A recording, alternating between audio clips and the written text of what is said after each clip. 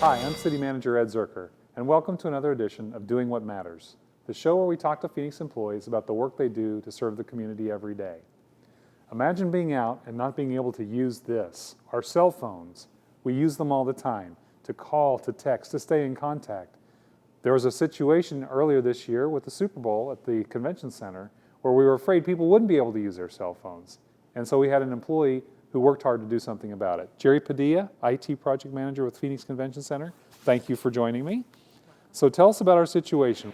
We had a 3G cellular system in our facility, and it's called a distributed antenna system. And up until this current year, we were already finding threshold capacity on that system, which means we were experiencing, or our patrons were experiencing, dropped calls. They couldn't text their family members, and that would happen if we had large crowds. So if you have Comic-Con and you got 5,000 people downstairs, all of them trying to use this, what was happening? They were not able to use it. And were they happy with that? Not at all. I bet they weren't. Not at all. And it was a little scary because if we have a safety situation, it impacts our communication as well. Sure. So we knew with Super Bowl coming to town in 2015 that we would have to upgrade our system for two reasons. One, for capacity, and the other to get the newer technology that was available, which is 4G LTE. And so I worked with some of my staff members and my management staff and came up with the idea of outsourcing this particular type of service to an existing contractor that we have here that provides services to our clients. And they, luckily, they had that service to offer us. So that's an important point. You were faced with a choice. How are we going to make sure that people can use this device? And you could have spent a lot of money doing it ourselves, or you found someone who could do it for you. Talk a little bit about that decision making. Yes. So yeah, we were faced with just that. We either were going to have to spend multi-million dollars to get a brand new system, or we could outsource it and have a vendor such as our service partner install it. And it would be a partnership between them and our carriers. They would install it, pay for those costs. We would have minimal costs to prepare our facility for that construction.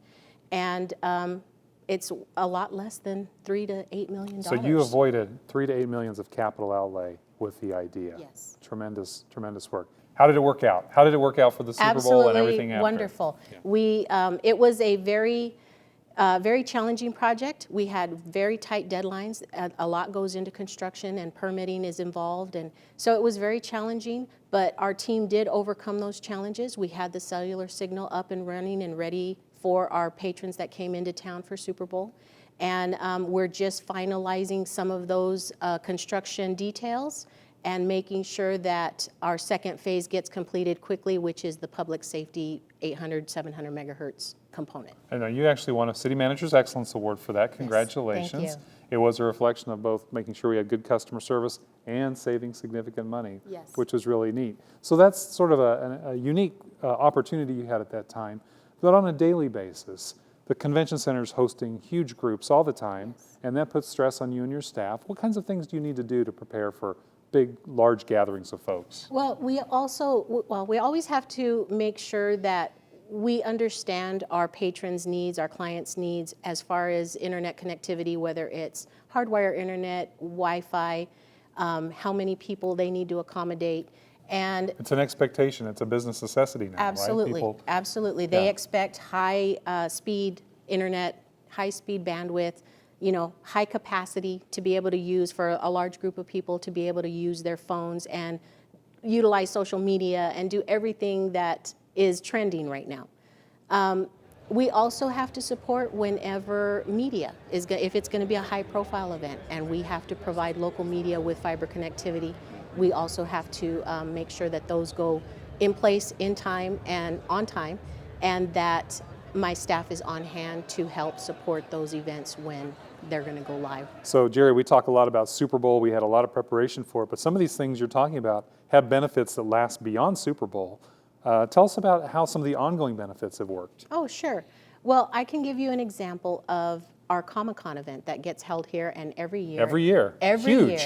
that event seems to triple. It gets bigger. Yeah, quadruple, and I might be exaggerating, but it does get bigger every year.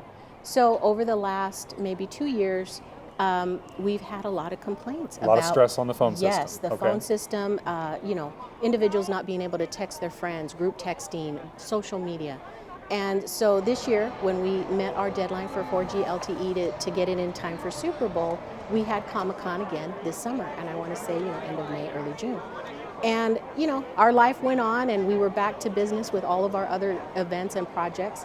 And I was just thrilled to hear that somebody that was attending Comic-Con texted a family member that works here at the convention center on 2A and commented how well our system was working, and they were just so excited. Their group of friends were so excited that they were able to post what they needed to post.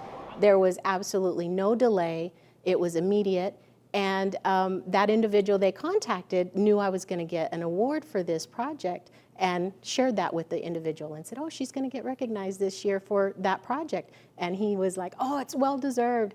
I was so excited. It's those types of comments when it's the true public that are The customer. expressing, they're Sure. expressing their appreciation. That makes what we do worth it. That's wonderful. Yes.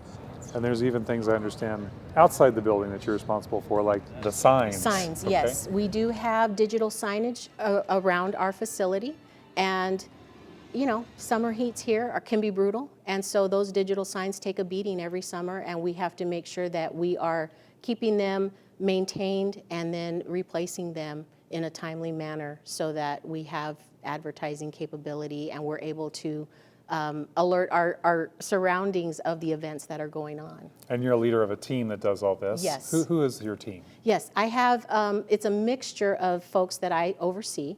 We have city employees that are part of this IT section, and then I also oversee our service partner that provides IT services to our clients, and that is Smart City Networks. Okay.